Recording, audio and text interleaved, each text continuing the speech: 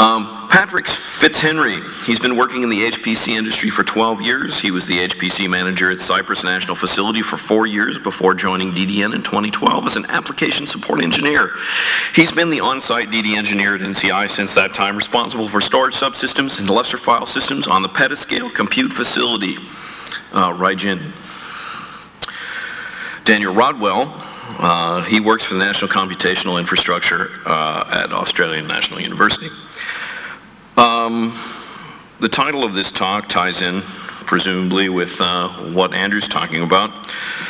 Fine-grained file system monitoring with Lustre Jobstat, presenting Daniel Rodwell and Patrick Fitzhenry.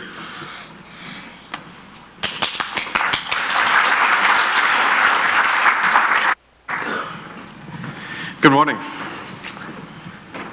Good morning. I should have actually completed more of my presenter bio and mentioned that I'm actually the storage manager at NCI. First of all, this morning I thought I'd run through a bit about what NCI is and the facilities that we have there. What is NCI? If you can't tell, we're in Australia. We're located at the Australian National University, which is in Canberra. What is NCI? It's Australia's leading HPC facility, and we're there to facilitate high-performance research. It's a formal collaboration between the Australian National University, our National Science Organisation, our National Weather and Climate Organisation, and our National Geoscience Organisation. We're also partnered with a number of other leading research universities in Australia. I'll just skip through this in the interest of time. The main important thing to take out of this slide is that we provide access to our facilities using a national merit allocation scheme, and the access to our systems is facilitated really around the merit of individual researchers' proposals. What that means is that we have a number of users that have been long-term HPC users that have been doing this for many, many years versus people that are on a startup grant that have never used a HPC facility before and have been working on a desktop workstation. Some of the main areas that we focus on is we've got a lot of work going on in the climate science space as well as astronomy, some in the geoscience and biosciences spaces, but we've got a long-term history in computational chemistry. Our main HPC system at NCI is called Rigen. It's a system that we've been running since about mid last year, and it's a 57,000 core Sandy Bridge system. The main thing there is it's all held together with FDR, and when we went live it was 24th in the world.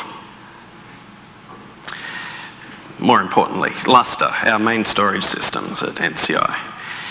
This is a very quick overview of how our storage is laid out at NCI. Our primary system is Rigen's Lustre environment, which is built on Lustre 242. The main file system there is known as short and is 7.6 petabytes. We also have our global Lustre environment, which is known as GData internally, and that consists of two file systems currently, GData 1 and GData 2. As well, for our archival storage, we have a thing called mass data, which is based off CXFS and DMF. A bit more detail on short. So it's based off Lustre 242. Is really there to service our HPC needs. So it's our short-term storage for scratch and checkpointing. Our benchmarking is showing up to 150 gigabytes a second for a aggregate sequential write, and that's on FDR InfiniBand as well. So how do we make that up? We've got 6 MDSs, 40 OSSs, and we have 5 file systems being built out of that. It's hosted on CentOS 6.4 with MoFed 2.0. Recently, I think it was last week, we moved up to CentOS 6.5 as well, so we're getting some interesting experiences there. All's going well so far though. The building blocks to make up Rigen's storage is around 5 SFA 12K40s with being presented out by 8 OSSs. For the MDTs, they're sitting on DDN's EF 3015s and being presented out by 6 MDSs with a dedicated HA pair for short. For GData, that is currently on Lustre 2311. We're looking to take that up to 2.5 middle of the year and move that to Lustre HSM. The speeds here are a little bit lower. That's mainly due to the age of the storage arrays in GData 1.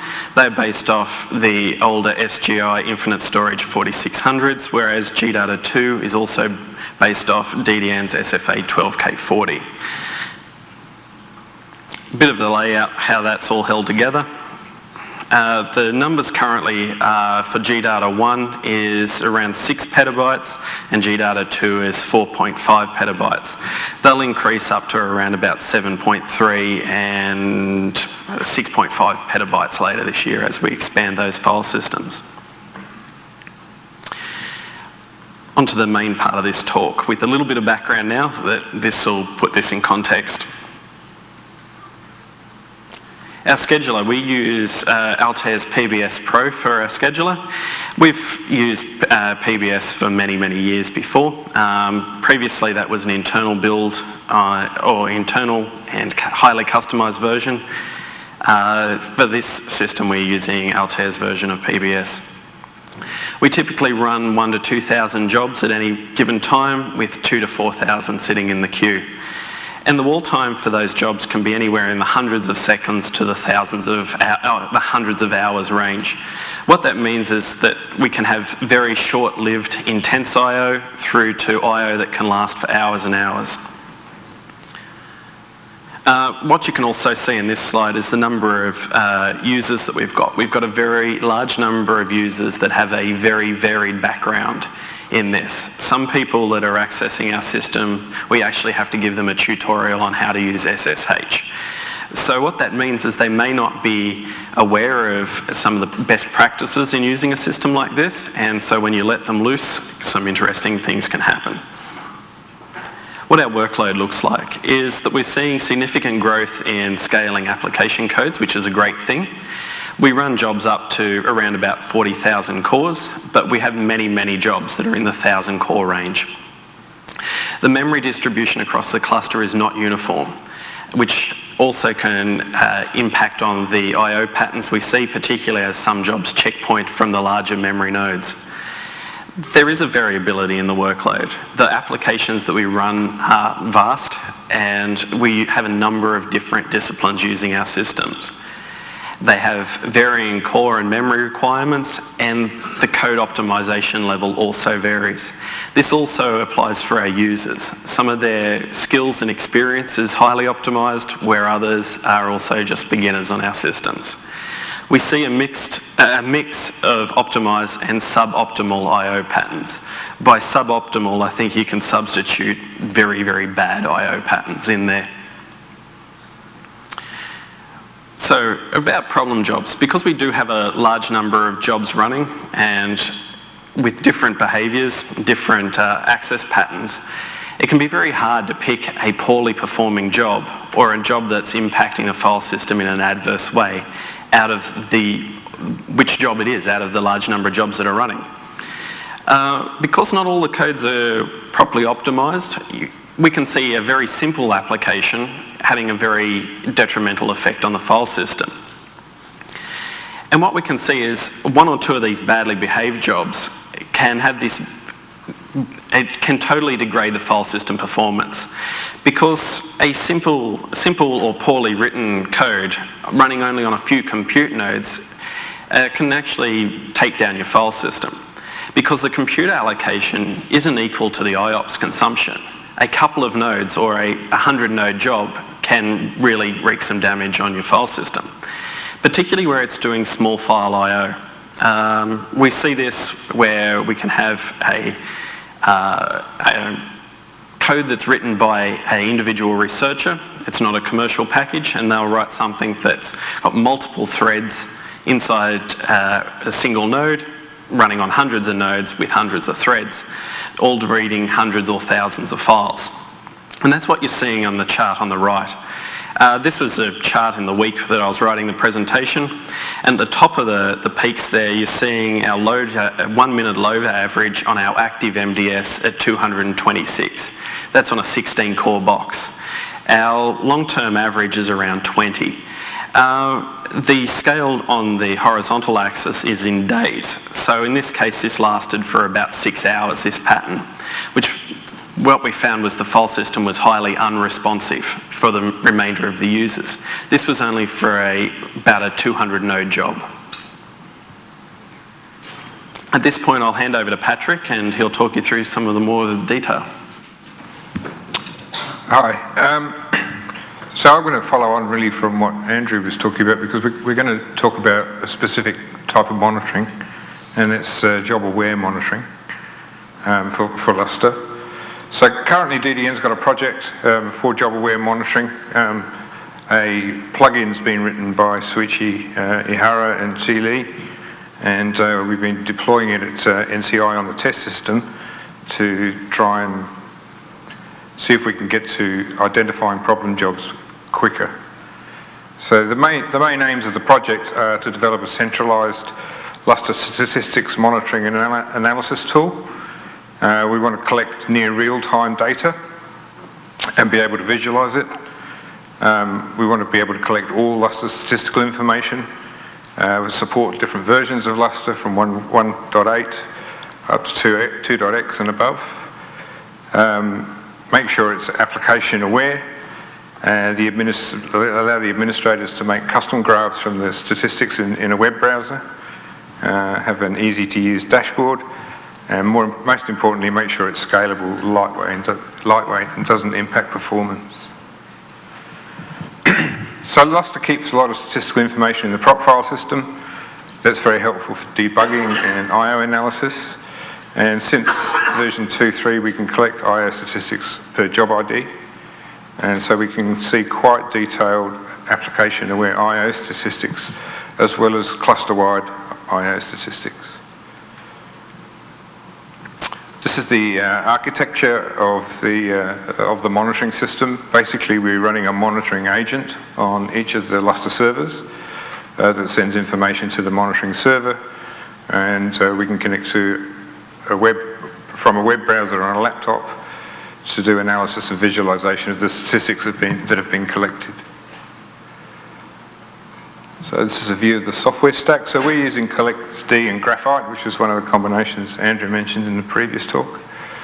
As I said, there's a Lustre plugin has been written for CollectD, and that gathers the statistical information, passes it to a Graphite plugin, which passes the information across to the monitoring server where it's stored in the database, and also through the dashboards can be accessed on a PC's web browser, where somebody can define what views they want and what graphs they want to see.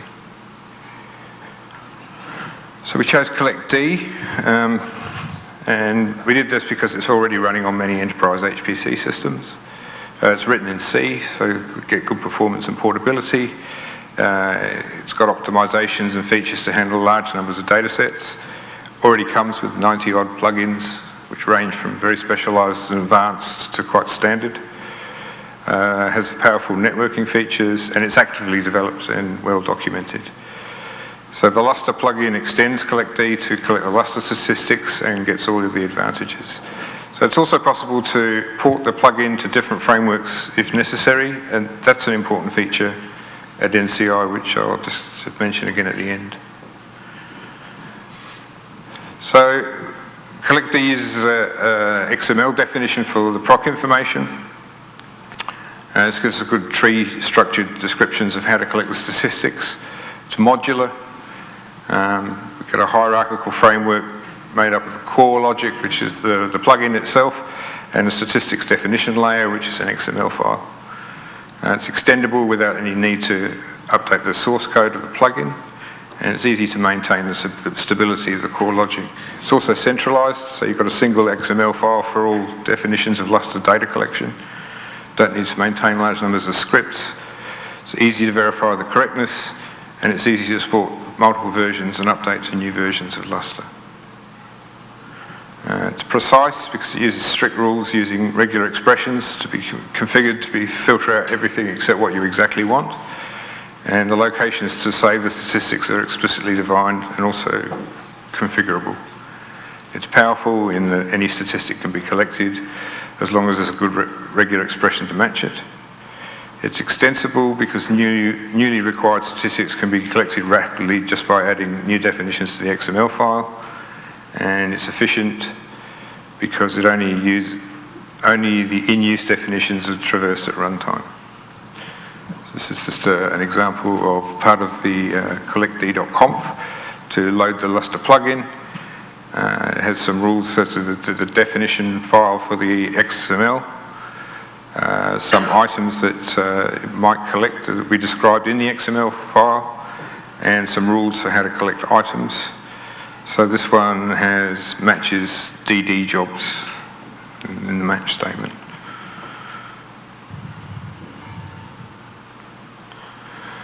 For the analysis, we chose Graphite. Again, it's open source. Any graphs can be made out of collected statistics. Each statistic is kept in its own binary file.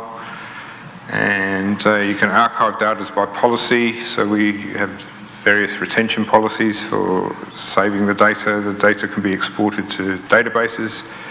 Currently, we're using MySQL. And it's got a hierarchical architecture, so it's possible for large-scale use.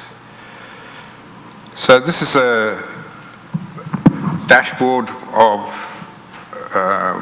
several graphs that are monitoring particular users' jobs. The graph in the top left-hand corner is actually showing the cluster-wide throughput. So it's showing that to be at around between 10 and 11 gigabytes a second. And then each of the other graphs are specific jobs. So user 1 is running an IOR job, root is running a DD job, user 2 is running a DD job, and user 3 is running an IO zone job. And so you can actually split them off and get the IO for individual applications. So you can see that we can actually get the IO for specific applications using the JobStats. For NCI, the next step of this is to integrate it with the PBS Pro. So currently, and from the previous graphs, the job variable ID was set to proc name and UID, but there's also one where you can set it to the PBS job ID. There is a test cluster at NCI, and it's been in use just recently, but when we get back, we'll be plugging it in. That has a small test version of PBS Pro running on it. And hopefully at that point, we'll be able to identify pathological jobs better. The broader aim at NCI is to develop a highly integrated monitoring system across the whole facility. So that needs to encompass lots of things like the HPC, the high-speed interconnects, the compute, the storage subsystem. And so the information about Splunk I'll be looking into when we get back.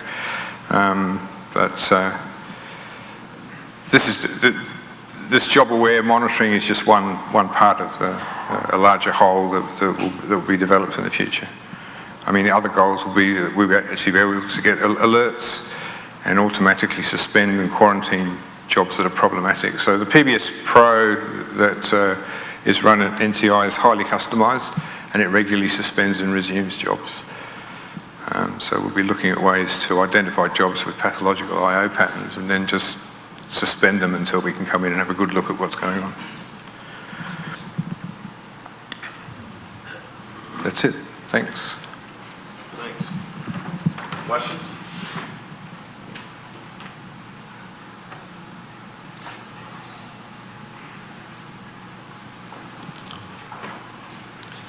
I had some experience with doing something very similar. It was LMT as basically the same architecture that you described. I had deployed it on the Hopper system at NERSC when I was at NERSC. And it gathered something on the order of like 100 statistics or maybe a few hundred statistics per second into the MySQL database and ran pretty well. You could do queries off of it pretty much in real time. I implemented a harvester for the BRW stats in addition and had that going into that same database, and that increased the load on the metadata server, the MySQL server by 2 orders of magnitude. So now we're talking about tens of thousands of inserts into the database per second. And what I found was that it brought the MySQL server to its knees. You could extract the data just about barely in time. If you wanted to get an hour's worth of data out of it, it took about an hour to get that data out of it. So you can't ask that query more than once, basically. And I was wondering, first of all, I'd be interested in your experience. You said you had some sort of hierarchical arrangement that would allow you to, expand or scale it.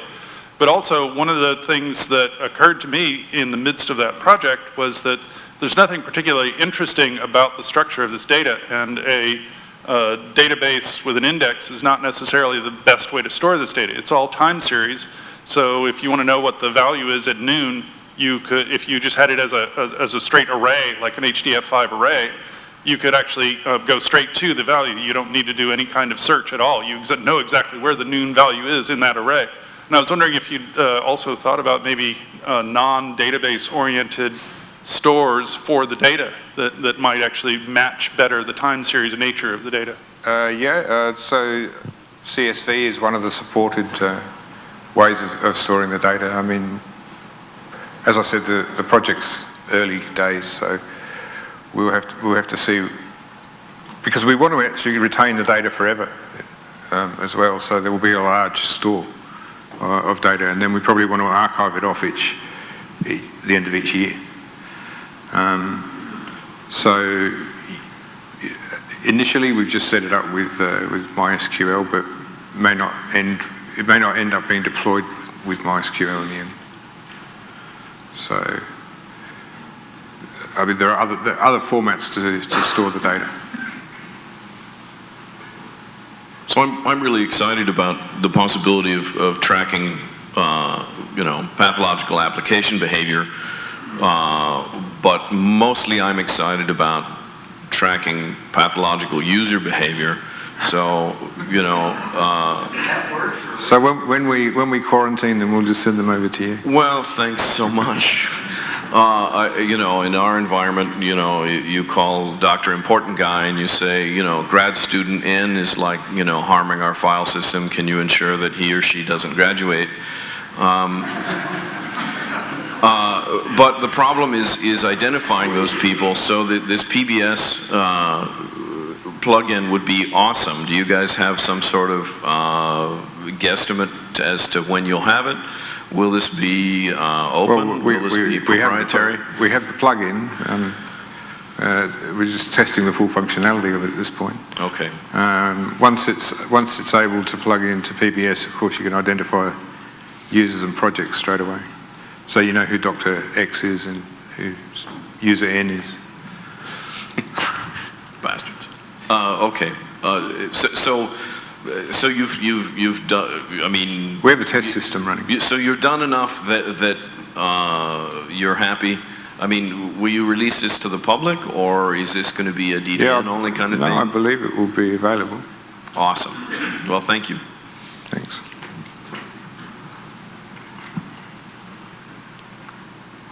Other questions? I want to thank you both. Thank you.